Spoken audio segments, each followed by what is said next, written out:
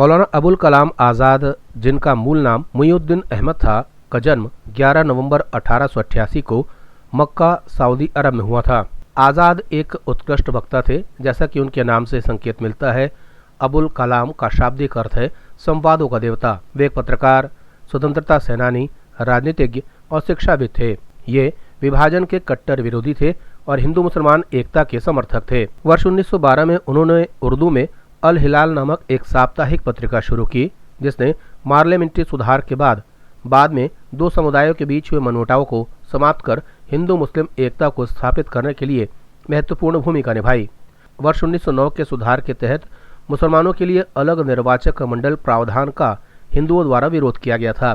सरकार ने अल हिलाल पत्रिका को अलगाववादी विचारों का प्रचारक माना और 1914 में इस पर प्रतिबंध लगा दिया।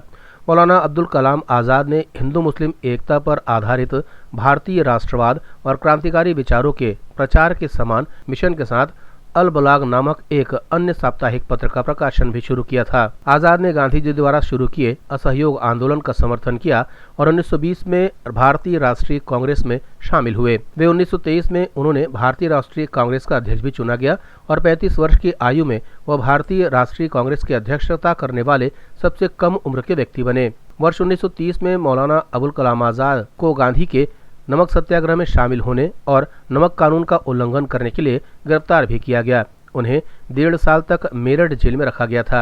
वे 1940 में फिर से कांग्रेस के अध्यक्ष बने और 1946 तक वे इस पद पर बने रहे। वर्ष 1947 में वो स्वतंत्र भारत के प्रथम शिक्षा मंत्री बने और वर्ष 1958 में अपनी मृत्यु तक वे इसी पद पर बने रहे। अपने कार्यकाल के दौरान उन्होंने देश में पहले IIT, IISc, school of planning and architecture और विश्वविद्यालय अनुदान आयोग की स्थापना की।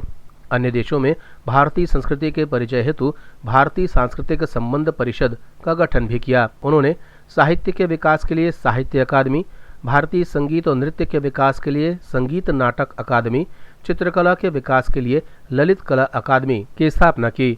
मौलाना अबुल कलाम आज़ाद को मरणोपरांत वर्ष 1992 में भारत के सर्वोच्च नागरिक सम्मान भारत रत्न से सम्मानित किया गया। मौलाना अबुल कलाम आज़ाद ने पंडित जवाहरलाल नेहरू के मंत्रिमंडल में शिक्षा मंत्री के रूप में 1947 से 1958 तक देश की सेवा की। 22 फरवरी 1958 को दिल का दौरा पड़ने के कारण उनका निधन हुआ था। ब्यूरो रिपोर्ट, जनता से रिश्ता।